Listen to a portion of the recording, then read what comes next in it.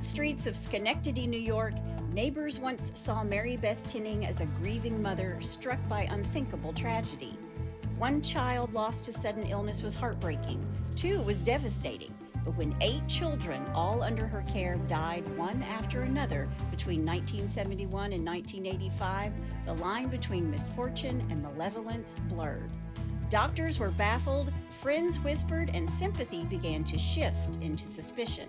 Behind the facade of a mourning parent was a chilling truth. Marybeth Tinning wasn't cursed by fate. She was orchestrating death inside her own home. This is the story of how a mother trusted with life became the architect of loss, and how a community blinded by grief and compassion let her secrets fester for 14 long years. This is Marybeth Tinning, the mother of death. Hey y'all, I'm Chris Calvert. And I'm her husband, Rob Potter. Welcome to Hitched to Homicide. For better or worse, Till death do us part.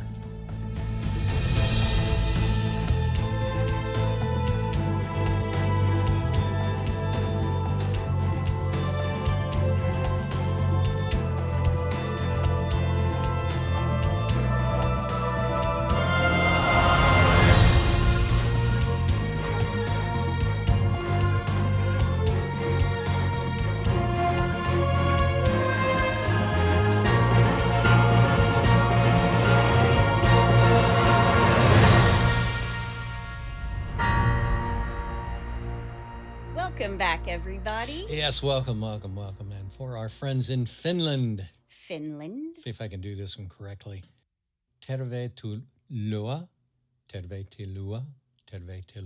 You know, we need to go on one of those world trips because you would be able to say welcome even though they would be welcoming us into their country. I saw that, I think it's Royal Caribbean. I don't know who it is. They're doing like a 170-day cruise. Where you cruise around the world? Yeah, I know. And I'm like, that I could get into. Dude, I have celiac. I can only go through that buffet line and only eat so many things on that cruise.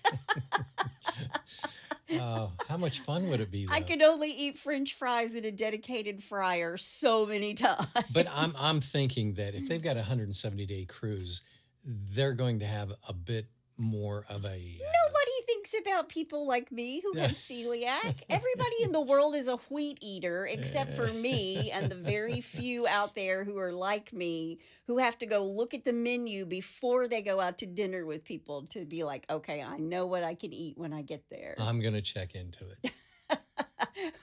So wherever you're listening or if you're traveling around the world, be sure to subscribe to Hitched to Homicide. Then like, rate, and review the podcast so other people who love true crime can find us. And if you're watching us on YouTube, hit that subscribe button below. If you want true crime with us all the time, go to Facebook and join our closed group. It's called the In-Laws and Outlaws. All you have to do is go to Facebook, type in H2H, In-Laws and Outlaws, answer a couple questions. You are in, go join. Yes. We love those people. They're great. Yep. You can find us on Instagram at Hitched to Homicide or on X at H2H_podcast. And we also have a Buy Me a Coffee link if you want to send Rob some coffee. He drinks it every episode. Yes, You can find that link in our show notes. You can also send us a text. The link to that is at the top of the show notes where it says, send Chris and Rob a text. Yes. I should probably say in the In-Laws and Outlaws, there's so many jokes about how to bury somebody at this point. I know, I've seen them. It just cracks me up. My favorite one, it wasn't about burying someone, but it was about if you ever want to kill somebody and you don't want them to find the weapon, make sure it's done with a Tupperware lid. Yeah, because they'll never find it. Yeah. I have said it before and I'll say it again. If Rob Podorf ever divorces me, it's going to be over the Tupperware cabinet. That's my Tupperware. There it is. I put it out there. Every time I open it, it's like Jenga. Jenga. Yeah, it's more like Lost and Found. Mm-hmm. Well, Robbie, there's a new Netflix documentary out there that we've even had a little discussion about in the In-Laws and Outlaws. It's called Unknown Number, the high school catfish. Yeah. And that made me think of this case because the mother in that case, if you haven't watched this and you want to, fast forward because the mother is the perpetrator Okay. in that case, in the unknown caller, the high school catfish. Oh, that's right. We talked about that the other day. Yeah. And it's called Munchausen by internet. And we're going to talk about somebody who has Munchausen by proxy today. Before we get started, let me thank some sources: People Magazine, the Times Union, Wikipedia, Find a Grave, the Washington Post, Radford University, the New York Times, the Seattle Times, Yahoo. Remember when they used to have those commercials? Yeah. CBS News, the New York Post, Reddit, and others that are all listed in the show notes. See, that was a different little rendition of giving you the sources. I had to sing in there a little bit. Well, before we go on with that, Yahoo and MySpace seems to have gone into the. It's because we're old. They went know. into the ether. Yeah, exactly. Because we're very old. No, we're not old. Yeah. We're only as old as we feel. Today, that's about 95. Tomorrow, that could be 25. Yeah, exactly. So, that's where I am right now. So you guys on MySpace or anything? You guys on MySpace or? All right, you ready to do this? I am. All right, let's do it then. Marybeth Rowe was born on September 11th, 1942 in Duanesburg, New York, just 10 miles south of Schenectady, New York.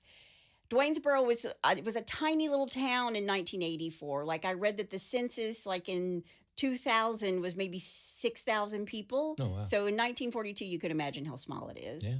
Marybeth's father, Alton, was deployed overseas during World War II, and her mom worked to support her and her brother. And while both of her parents were away so much, she was shuffled back and forth between relatives. It was during one of those shuffles that one of her elderly relatives told her that she was unwanted. She was an unwanted, accidental child. Wow. Not something any child wants to hear, although our son Luke tells his younger sister Haley all the time, "You were an accident." You were a mistake. Yeah. She's doing all right. Yeah. When Marybeth is a teenager, she tells her younger brother, "You were the one they wanted, not me." And in fact, I read in more than one article that Marybeth attempted suicide more than once when she was growing up. And when her father, Alton, finishes active duty, he takes a job at General Electric as a press operator, and her mom, Ruth, finally stays at home to raise the kids. Now, Marybeth once claimed that her father abused her when she was a little girl. She said that her dad beat her and then locked her in a closet.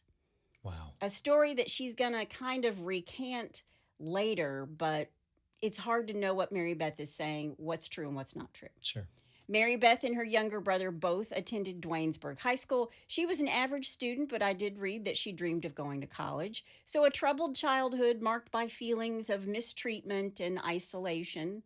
She graduates in 1961, and after graduation, Marybeth works a few different jobs. Most of them are low-paying, but she eventually becomes a nurse's aide at Ellis Hospital in Schenectady. Okay. I do want to say that Marybeth was never described as a happy, well-adjusted adult. I'm really, yes. It was Better good. sideburns. I'm totally well adjusted. I wonder why. But you know what? Somebody might say Chris is not a well-adjusted adult. She does a true crime podcast, and she writes about killing people. So, in my fictional head and in my true crime head, I don't know. I feel like I'm well-adjusted. I think you're fine. But many of her family and friends, they described her as a little bit strange. Okay. In 1963, at the age of 21, Marybeth meets Joe Tinning. It was a blind date. We met on a blind date. Sure did. Joe Tinning was a happy-go-lucky guy. These two fall in love, and 2 years later, Marybeth and Joe are married in the spring of 1965. So he's happy-go-lucky. She's maladjusted. Yin and yang, opposites attract. Mm-hmm. Every pot finds a lid, huh? Joe, like Marybeth's father, also works for General Electric. Small town with a factory, lots of people would work there. 2 years later, in May of 1967, Marybeth gives birth to their first child. It's a little girl, Barbara Ann. 3 years after, in January of 1970, their second child is born, a boy, Joseph Jr. A year later, in October of 1971, when Marybeth is 7 months pregnant, her father, Alton, has a sudden and massive heart attack and dies. Oh, wow. And 3 months later, on December 26, 1971, just a day after Christmas, Jennifer, the Tinnings' third child, is born at St. Clair's Hospital. But Jennifer is born with lots of complications. She had hemorrhagic meningitis and multiple brain abscesses that developed in utero. And little Jennifer would only live for a week. She never leaves the hospital. Gotcha. So back to back, Marybeth has had tragic and horrific deaths, her father and now a child. Then on January 20th, 1972, just 17 days after Jennifer dies at the hospital, Marybeth rushes 2-year-old Joe Jr. to the Ellis Hospital emergency room in Schenectady. She tells the doctors and nurses that he'd had a seizure and choked on his own vomit. Little Joe stayed in the hospital for a few hours for observation, but he's released when they can't seem to find anything wrong with him. Then hours after his release, Marybeth brings him back to the Ellis Hospital, but this time little Joe Jr. is dead on arrival. The cause? Well, the death certificate would attribute the death to cardiopulmonary arrest.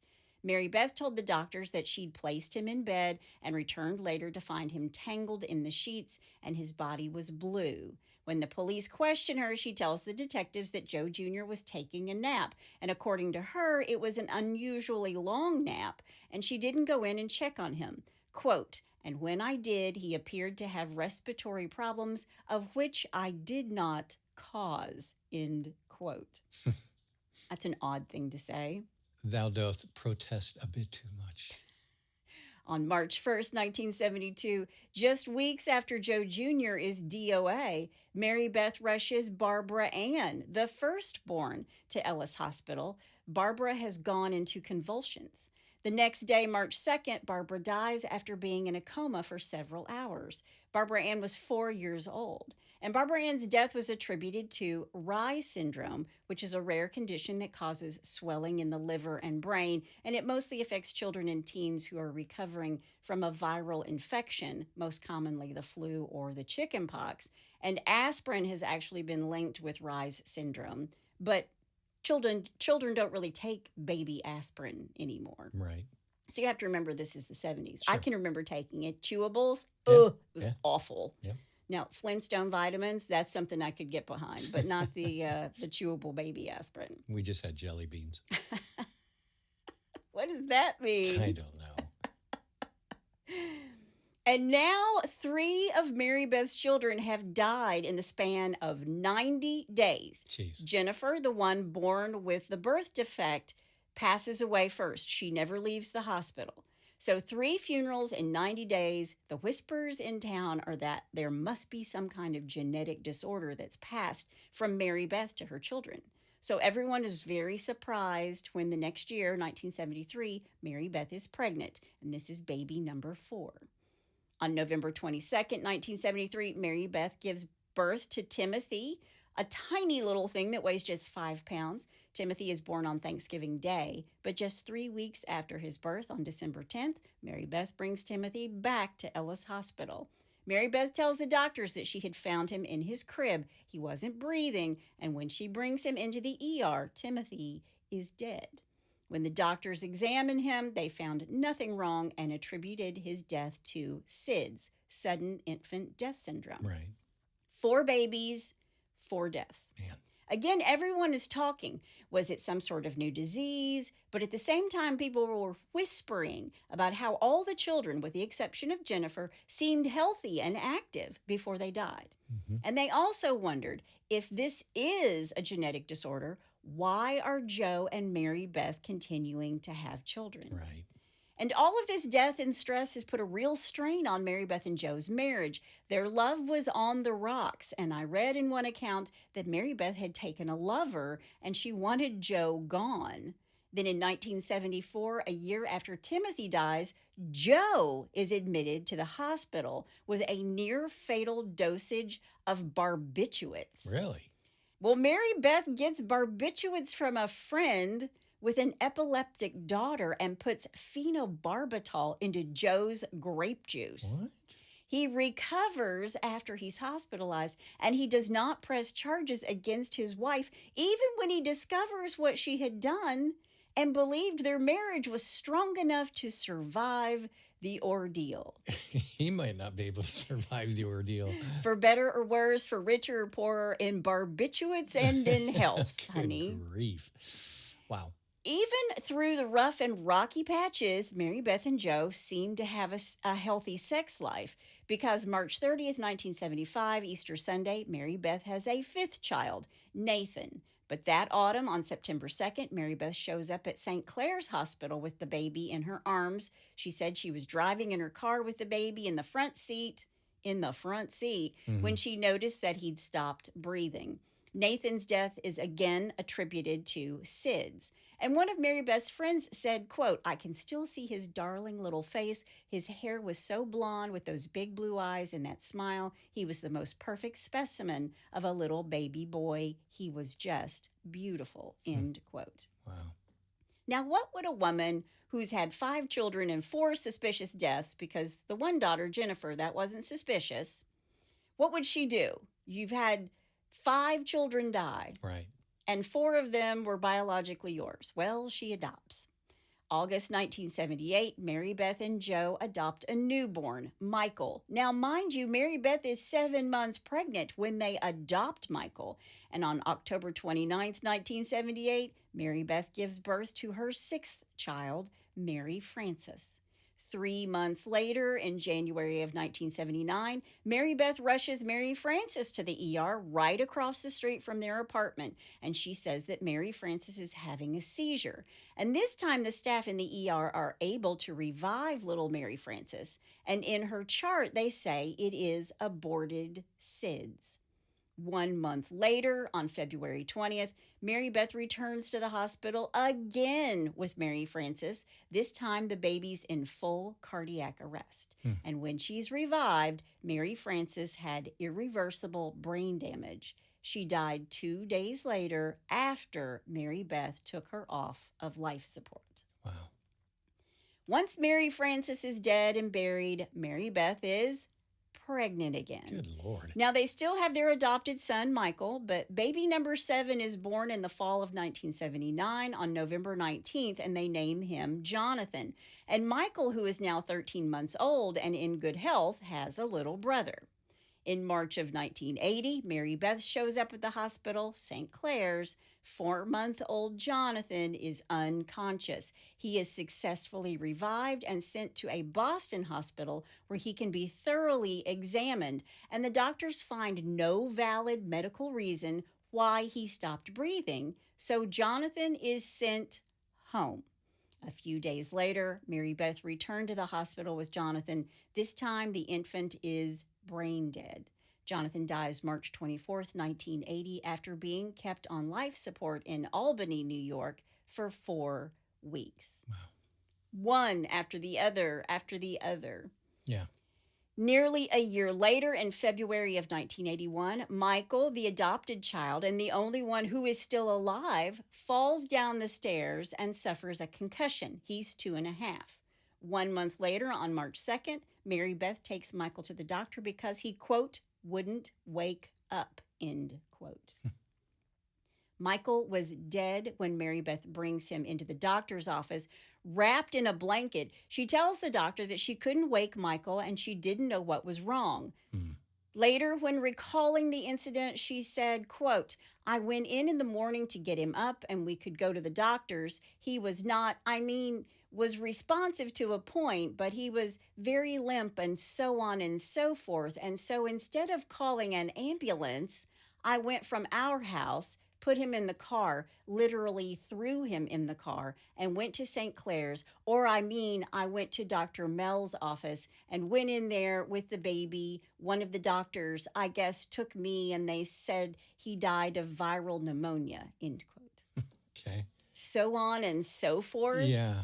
Now, I'm not criticizing her ability to express her grief, but that is 6 babies and toddlers. I'm not counting Jennifer, who was born with lots of complications. Yeah. Now, since Michael was adopted, the long suspected theory that the Tinnings had genetic defects that continued to plague their children, that is out the window. Yeah. And some of the nurses questioned Marybeth's odd behavior over Michael's death. They noticed that when she first realized that Michael was sick that morning, she could have easily walked across the street to the ER. I mean, she talks about calling an ambulance. Yeah. But they lived across the street from the emergency room.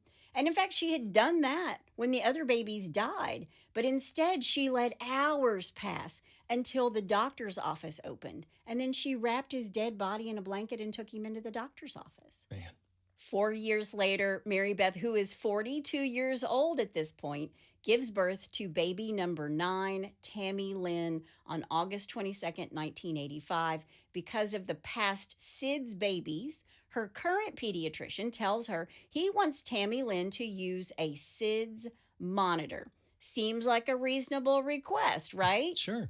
Marybeth says No. no. Really?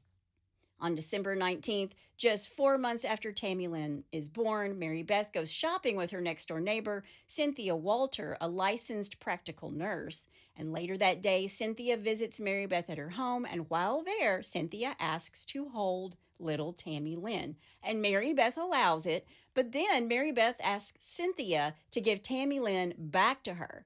And Cynthia thinks it felt hinky, it was odd, but she gives the baby back and she goes home. And later that night, Marybeth calls Cynthia. She's losing her mind. When Cynthia arrives at Marybeth's apartment, Tami Lynne is lying on the changing table. There's no movement and no pulse. The baby is blue. The ambulance comes and takes the baby away, and Cynthia asks Marybeth what happened. And Marybeth tells her that Tami Lynne was tangled in the blanket. In the emergency room, Tami Lynne is pronounced dead. Now, Cynthia visits Marybeth and Joe the very next day. She wants to check on her good friend. She wants to check on them. And she assumes that Marybeth will be grieving, that she will be beside herself. And she walks into their house and finds them in the kitchen eating breakfast as if nothing has happened. Nothing is wrong. Nothing to see here. Jeez. And Cynthia tells them to call if they need anything. And after the funeral, Marybeth has people over for a brunch.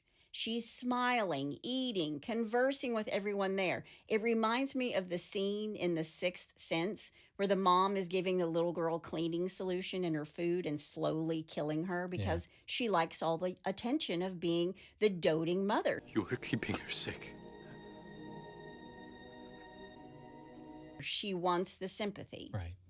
Marybeth's sister-in-law, Sandy Rowe, who was married to Marybeth's brother, said that Marybeth didn't seem upset about Tami Lynne's death at all. They talked about Christmas and never spoke of the death of the baby. It didn't seem to bother her. Again, not judging how she chooses to grieve, but Right.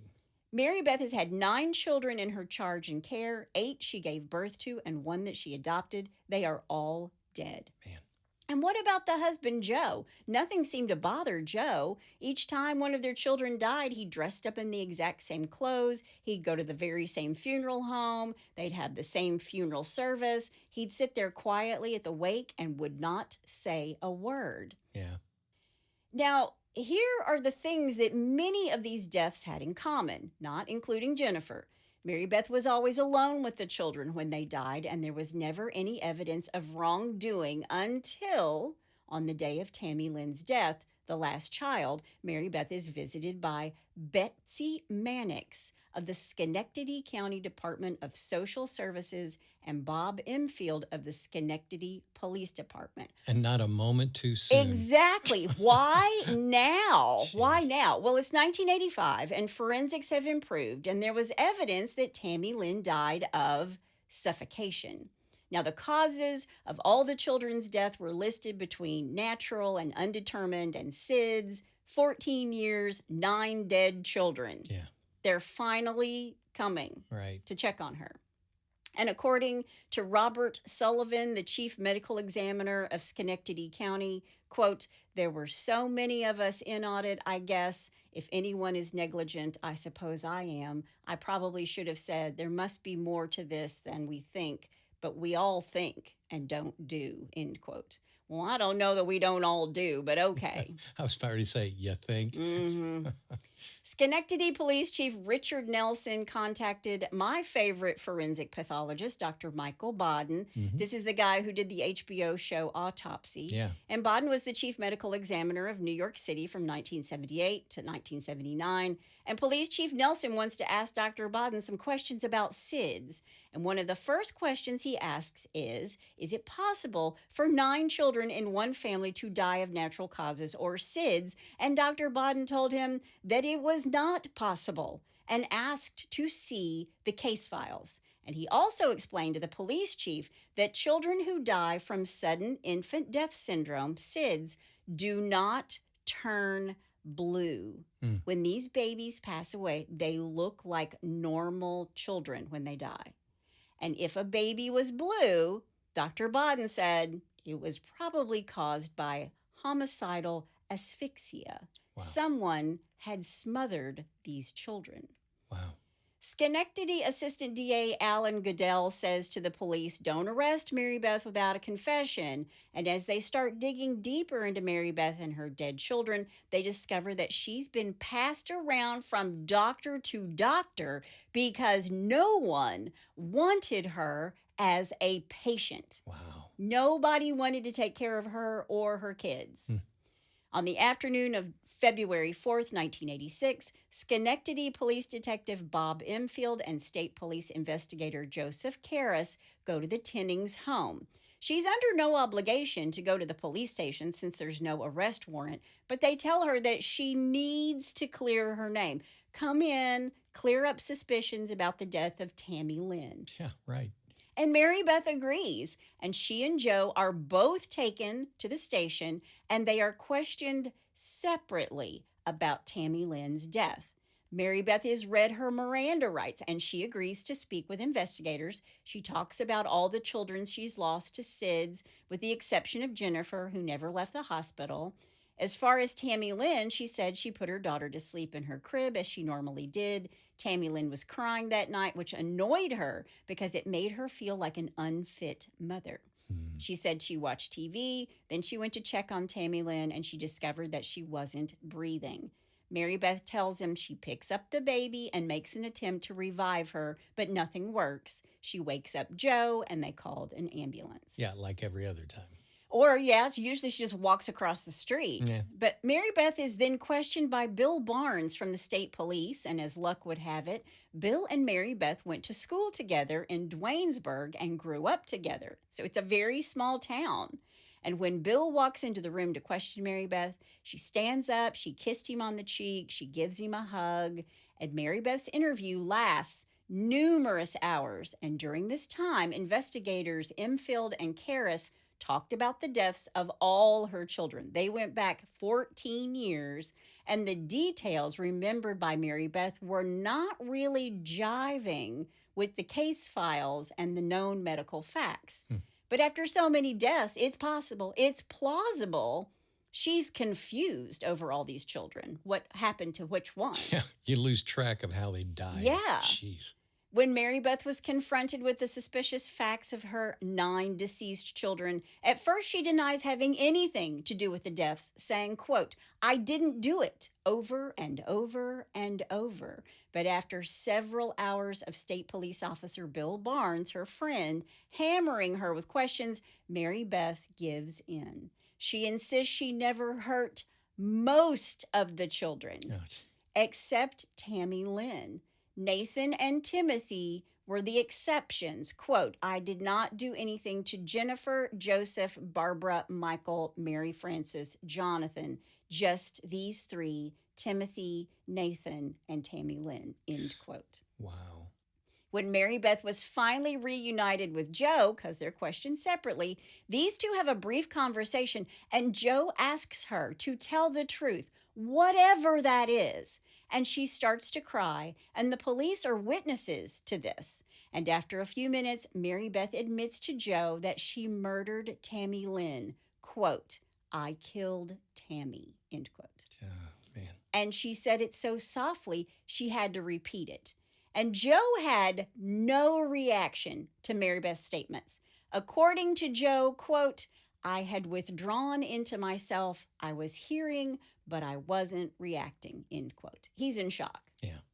But also, he seems oblivious to everything. Not saying Joe's complicit, but he did live there. Well, I have a theory on that, but I'll say it later. Okay. Police called in a stenographer, and together, while the investigators asked questions and Marybeth responded, they compiled a 36-page statement, and in it, Marybeth admitted to suffocating 3 children, but continued to insist that she never harmed the others.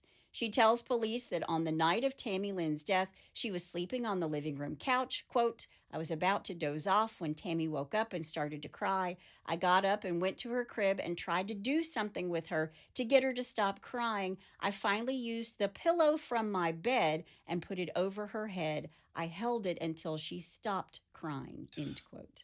Monster. After this, she puts the pillow on the couch to convince her husband Joe she'd been sleeping, and then she screamed for Joe. Quote, I told Joe Tami Lynne wasn't breathing. I did do CPR, stupid as it sounds, but I knew that she wasn't alive anymore, end quote. And when authorities asked why she killed Tami, Marybeth said, quote, because she was always crying and I couldn't do anything right, end quote. Well, welcome to motherhood. Yeah. Now, I Jeez. realize they didn't know a lot or do a lot for postpartum depression, and these children are all dying, pretty soon after they're born, with the Right. exception of Michael. Right. Yeah. But Jeez. welcome to motherhood. Children cry. Being a mom, a new mom, it is tough. And anybody who says it isn't is lying. Yep. It is really hard to be a new mom. Yeah. Quote, I smothered them each with a pillow because I'm not a good mother. I'm not a good mother because of the other children, end quote. What does that mean? She's not a good mother because of the others who died on their own, I suppose. Oh, okay. Whatever. Marybeth was arrested and formally charged with the murder of Tami Lynne. Then Marybeth's attorney, Paul Callahan, comes in and says, hey, Marybeth has told me that confession, it was forced. Oh. And at the preliminary hearing, Marybeth said the police had threatened to dig up the bodies of her children and rip them limb from limb during the interrogation. Now, here's my thought. I think they probably said, we may have to exhume the bodies of your children. Mm-hmm. She said that the 36-page statement was a false confession, just a story that the police were telling, and she was just repeating it. Despite her efforts to block her confession, though, the entire 36-page statement was permitted as evidence at her trial. Good. Now, it's important to remember that it was after Jennifer's death that the others began to die one by one. And remember Dr. Bodden, he believed that Marybeth Tinning suffered from acute Munchausen by Proxy Syndrome. He said that Marybeth was a sympathy junkie. So remember, her dad died Yeah. and her daughter died very close, back to back. And then after that, the older children, because Jennifer was not the firstborn. Right. She had 2 older children. Right. And according to Dr. Bodden, quote, she liked the attention of people feeling sorry for her from the loss of her children, end quote. That was exactly what I was thinking when her father died, and then the one baby. Jennifer, right, never left the hospital. Yeah. And She got all kinds of attention and Oh, yeah. sympathy. Yep. Yeah, and she liked it. so, And just for reference, the psychological factors involved in Munchausen are a need for attention or sympathy. Usually they have a personality disorder like narcissism. They have low self-esteem and identity issues. They feel invisible or powerless. So creating illness in a child provides a sense of purpose and control. Sometimes they have past trauma like a history of abuse or neglect. And there's also environmental and social factors like having some healthcare training, which equips them to manipulate symptoms and avoid detection. Remember, she worked as a nurse's aide before she started having kids. right. There are other indicators, but at the root is the psychological reward, the attention, praise, the control gained from the role of, quote, the suffering but heroic caregiver, end quote. And in the documentary that I referenced at the very beginning, that's exactly what that mother was doing she's bullying her own child online, and she's also being this heroic caregiver looking for this bully and taking care of her daughter and getting her daughter to love her so much, to lean on her. It's crazy. It's crazy. Wow. The murder trial of Marybeth Tinning opened in Schenectady County Court on June 22nd, 1987. The prosecuting attorney, John Porsche's opening statement, he said, quote, "Once you've heard all the evidence and assimilated it, you will come back with a verdict of murder in the second degree against Marybeth Tinning, who murdered her child by smothering it," end quote. The medical testimony at the trial was really complex. There were several doctors, lots of experts who all held different opinions about the dead Tinning children. Dr. Bradley Ford, who examined Tami Lynne when she was an infant, advised Marybeth and Joe that in light of their family history, a crib monitor should be installed, a SIDS detector, quote, "but the parents elected not to use it," end quote. And ironically, the doctor didn't insist on the monitor because the baby was in such good health. Tami Lynne was in such good health. He was like, okay, I'm not going to insist on the SIDS monitor, even though I'm saying you should do it. She looks great. So, yeah. Wow. The defense called several physicians to the stand to refute allegations and to offer evidence that all the Tinning children suffered from a genetic defect. Dr. Arnulf Kolpin, a pathologist at Albany VA Hospital, told the court that it was his belief that Jonathan, the seventh child, died from Werning-Hoffman disease, a genetic disease that attacks the spinal column. But when he's pressed about it, he couldn't say that Tami Lynne had the disease as well. Dr. Jack N.P. Davies, a well-known pathologist, went a step further. He claimed that the affliction that killed all 9 children was unknown. Quote, "Frankly, I think this may be some new syndrome, a new disease," end quote. Well, it is. Yeah. It's Munchausen by proxy syndrome. Yeah. But the prosecution called Dr. Marie Valdez da Pina, a nationally recognized expert on sudden infant death syndrome, who said in light of the family's history, it was almost likely suffocation with a soft object. And of course, Marybeth confessed it was a pillow. Right. But one thing bothered the jurors. Marybeth Tinning was accused of the worst crime a mother could commit. She was labeled a baby killer, and she was staring down a life sentence if she was convicted, and she refused to take the stand in her own defense. The trial lasted for 6 weeks. The jury deliberated for 23 hours over a course of 3 days. And the verdict? Guilty. 1 count of second-degree murder by depraved indifference to human life. So murder that isn't premeditated but caused by her reckless conduct that displays an obvious lack of concern for human life. When the verdict is read, Marybeth put her hands over her eyes and quietly cried. After the trial is over, Joe says, quote, "I still think she's innocent," end quote. What you say? Wow. Jeez. The Judge Clifford Harrigan vacated the $100,000 bail and mandated that Marybeth be held in the Schenectady County Jail until her sentencing trial on October 2nd, 1987. And the prosecutor asked the court for a maximum sentence of 25 years to life. Quote, "This woman knew the consequences of all her acts. She is a wicked woman," end quote. Marybeth's defense attorney, Paul Callahan, requested the minimum, 15 years. And when the judge asked Marybeth if she had anything to say, she read from a prepared statement, and here it is. Quote, "I want you and the people in this courtroom to know that I am very sorry that Tami Lynne is dead. There's not a day that goes by that I don't think of her. I miss her very much. I just want you to know that I played no part in the death of my daughter, Tami Lynne. I will try to hold my head high and accept the punishment that society and the court requires for the crime I was convicted of. I did not commit this crime, but will serve the time in prison to the best of my ability. However, I will never stop fighting to prove my innocence. The Lord above and I know I am innocent. One day the whole world will know that I am innocent, and maybe I can have my life back once again, or what is left of it," end quote. You know, I have a feeling the Lord's up there going, yo, yo, yo, yo, yo. Yeah. I'm not a part of this. Yeah. And he said it just like that. Yo, yo, yo, yo, yo.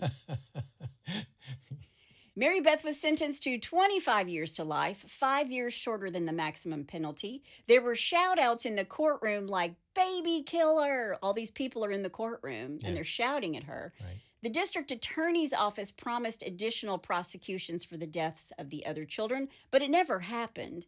In August 1989, Marybeth was indicted for the murders of Nathan, who was 6 months old, and Timothy, who was 16 days old, but the charges were dropped due to a lack of evidence.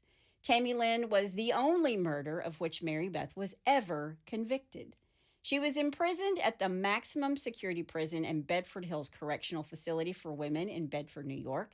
She appealed her sentence but was denied by the New York State Supreme Court. In March of 2007, Marybeth has her first attempt at parole. At the parole board meeting, Marybeth says, quote, I have to be honest, and the only thing that I can tell you is that I know that my daughter is dead. I live with it every day. I have no recollection, and I can't believe that I harmed her. I can't say more than that, end quote. Her parole is denied. Yeah. 2 years later, in late January 2009, Marybeth goes before the parole board again, where this time she says she was going through bad times when she killed her daughter. Again, the parole board denied her parole, stating that her remorse was, quote, superficial at best, end quote. Yeah. Then on January 26, 2011, Marybeth, who is now 68 years old, has yet another parole board hearing.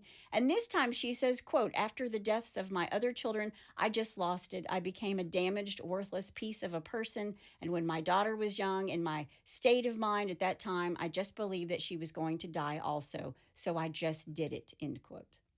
And the parole commissioner, Mary Ross, asks Marybeth, quote, what were you thinking when your children were dying? End quote.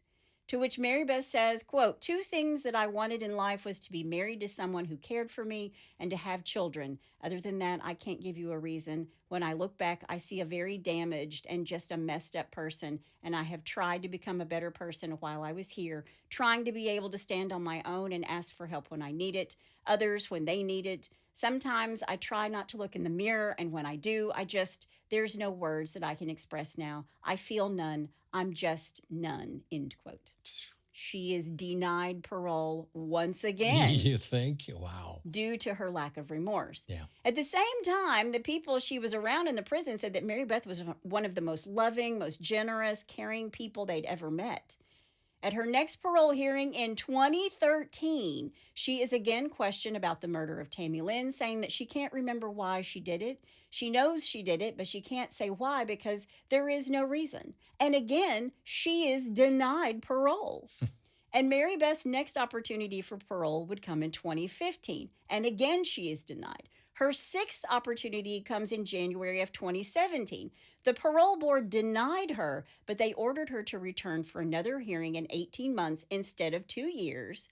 And on August 21st, 2018, Marybeth Tinning, at the age of 76, was released on parole. She had served more than 31 years of the 20 years to life sentence. Wow. And guess who was waiting for her?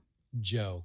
Yep. Wow. Joe supported her throughout her entire incarceration and was there for her when she was released. And here's my favorite quote from Joe. Quote, there were things to make me suspicious, but you have to trust your wife. She has her things to do, and as long as she gets them done, you don't ask no questions, end quote. She has her things to do. Like killing her kids. And his. Under the terms of Marybeth's release, she remains under the supervision of a parole officer for the rest of her life. And from everything I could find, as of 2025, Marybeth and Joe Tinning are still married and are still alive. Wow. Well, at least they can't have kids anymore. Yeah, done with that. Yeah. So she spent 31 years, 76 years old when she's finally out. Wow. But that is like that is the most egregious case of Munchausen by proxy that I think is out there. Yeah. It's just absolutely crazy. Now, today, she would never get away with it. No one would get away with it. Everybody's too aware. Everybody's too suspicious. Right.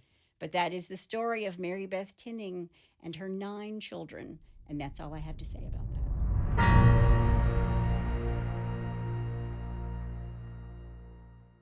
Okay, well, I only have one take on this whole thing. Okay. And that relates back to Joe. Joe. And I think Joe was one of those guys that he knew what was happening. He had to know. But he was in such denial, and he was such a wimp that he basically just crawled inside of himself and refused to believe anything. Yeah, just kept going to the same funeral home in the same suit, and they just kept burying the children, and they just kept having more children. Yeah. You would think at some point, her gynecologist, somebody would say, "Look, Yeah. maybe we put you on some birth control. Maybe you think about not having any more kids. Maybe you see a psychologist or a psychiatrist about how all this is affecting you." But it was the 70s, and by the time it was the mid 80s, she was caught. Yeah. But poor 9 little angels are gone. Yeah. Yeah. Shaking my head. Yep. Me too. That's just sad, amazing, and stupid. It is. And I'm sorry if I spoiled the other story for you about the unknown caller, but it's a great documentary. Go watch it. It's really, really good. Good. All right. Well, let's lighten it up a little bit with a little Bless Your Heart. Well, bless your heart. All right. Number 1, I'm calling Alligators and Dogs and Cops. Oh, my. Lions and tigers and bears. Now, typically when I talk about a naked criminal, it usually has something to do with drug abuse. And this time, the excuse the birthday-suited intruder gave cops is a little nuts. Can you imagine if somebody naked just ran into your house? Okay, tell me the story. I don't even know the story. Keep going. Yeah, a little nuts, no pun intended. Aha, Thank but you. Police responded to a reported burglary at a home, and an officer arrived at the address to find a naked man, later identified as Shelton, lying in the buff on the driveway with the homeowner standing next to him. Shelton is lying in the driveway, butt naked. You got it. According to court documents, Shelton told the officer alligators were after him and resisted arrest before he was finally handcuffed. After his arrest, police recovered Shelton's boxers and a fanny pack by the home's front door. Inside the fanny pack, officers found 2 blue pills marked M30. I tried to find what M30 was, and I couldn't find it. MD30? No, it just said M30? Yeah, okay. Yeah. Per court documents, right? Shelton told police that he smoked methamphetamine before thinking an alligator was trying to get him. That'll do it. Now, here you go. During the interview with investigators, Shelton reportedly kept asking if dogs were after him and that he took his clothes off because he kept getting bit. Bless his heart. Shelton was booked into the Maricopa County Jail on charges including burglary, indecent exposure, and resisting arrest. Records show he has previous criminal, I can't stop laughing at this, has previous criminal records dating back nearly 40 years. 40? For other charges, including drug possession, domestic violence threats, and disorderly conduct. You always see in cops where they have the blue gloves on. Yep. How do you handle a naked? I don't write that. I mean, nobody's, drugged out and naked in a driveway in any of my fictional books. So I've never had to ask a cop how they handle that, but I'm assuming they do it delicately. All I can say is God bless the cops. God bless them. All right, number 2, dessert to go. Okay. Lancaster County, Pennsylvania. Oh. A 24-year-old Lancaster man is charged after allegedly stealing a number of items, including 3 cakes from Weiss's Market on Millersville Pike. This is an Amish area. Mm-hmm. Okay. Police say 24-year-old Duquois Anthony Jackson picked up 3 cakes from the bakery counter on May 28th. Jackson also picked up several other items, including canned goods, a small package of cupcakes, and a box of chips, according to authorities. It's got his sweets and his savories, You got okay? it. Yep. Jackson then allegedly went through the self-checkout and only scanned the box of chips and cupcakes, which totaled $12.99. According to police, Jackson failed to scan the remaining items, including the 3 cakes, which totaled $90.40. Wow. Yeah. Police say a witness told them that the person who ordered the cake was the same person in the photos printed on the cakes and that they had not been paid for online. Oh my gosh. So his face was on the cake? Manheim Township police say that this is Jackson's third offense for retail theft. A warrant has been issued for his arrest. Did they use a picture of the cake instead of a mugshot? That's what I'm It wondering. was on the 6 o'clock news. I don't know. All right, number 3 and finally. Finally. Dancing with the Stars Behind Bars. Like that one? I did like that one. All right. A woman very upset after her McDonald's messed up her order took things into another level. Okay. Tanias Jones was arrested after she threw a tantrum inside the restaurant. She was asked to pull forward after getting the wrong order. She got 7 nuggets instead of 8. Instead, she parked and stormed inside the building. There, she called 911 to complain, then started twerking and trashed the restaurant. She started twerking? Yep. Knocking down signs, going behind the counter, and knocking cups and lids onto the floor. Well, there you go. Police arrived and she was arrested. It was dinner and a show. I guess. What a floor show. That would never happen at Chick-fil-A. No. Have you ever seen the girl who says, you know, you get an extra something in your Chick-fil-A? The Lord meant for it to happen that way. Exactly. You just gotta roll with it. You just gotta roll with They it. just don't want anybody twerking in the restaurant. Bless her heart. I know. Well, I mean, they should have tossed her an extra nugget. Everything would have been fine. There would have been no twerking. Yeah, God. Well, if you have a bless your heart or you know somebody's heart who needs blessing, all you have to do is go to Hitched to Homicide. When you get there, there's a pull-down menu. That's hitchedtohomicide.com, by the way. Yep. When you get there, there's a pull-down menu, and while you're there, you can also tell us about your brush with true crime or suggest a case. Yes. That's my amazing husband out there. And that's my beautiful bride in the booth. Join us next time on Hitched to Homicide. Bye, y'all.